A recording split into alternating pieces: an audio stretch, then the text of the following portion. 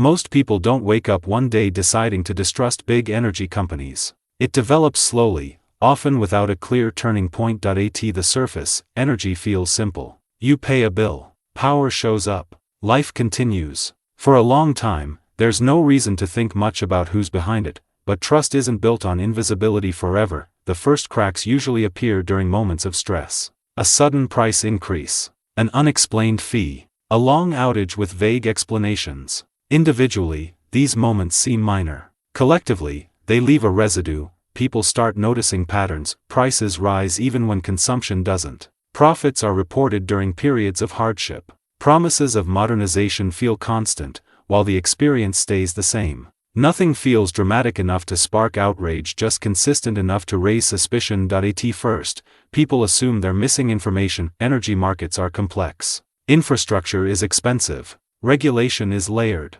So confusion feels reasonable. People give the benefit of the doubt, but confusion that never clears turns into something else. The frustration grows when transparency feels selective. Bills itemize charges without explanation. Customer service deflects rather than clarifies. Public messaging emphasizes progress, while personal experience emphasizes friction. This gap is where distrust starts to form. It's not usually about believing companies are malicious. It's about feeling distant from decisions that directly affect daily life. Energy is essential. You can't opt out easily. That imbalance matters. When choice is limited, trust carries more weight. And when trust weakens, people look for reasons. Some point to historical behavior, environmental damage, lobbying, delayed transitions. Others focus on modern dynamics, consolidation, complexity, and scale that feels unaccountable. But focusing only on blame misses the deeper layer. Then comes the turning point. The real reason some people distrust big energy companies isn't ideology.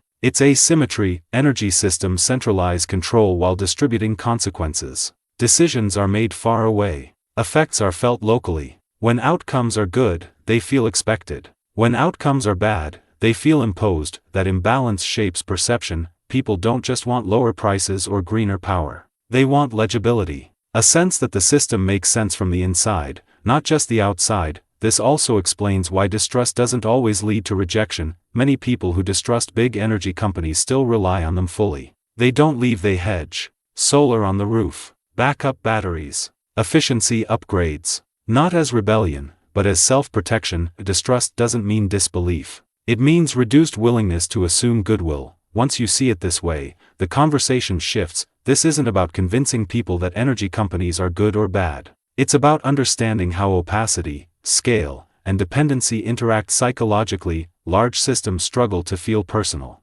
Personal dependence amplifies every flaw. That combination makes trust fragile. Understanding this also explains why messaging often fails. PR focuses on future commitments. People are reacting to present experience. Those timelines don't align. Trust, in systems this essential, isn't built through promises. It's built through clarity, consistency, and felt fairness over time. When those are missing, skepticism fills the gap. If you want a structured breakdown of how trust erodes in essential systems and why energy is a unique case, there's a practical framework linked in the description. If this kind of calm, non-polarized analysis helps you see complex systems more clearly, consider subscribing. More long-form breakdowns like this are coming.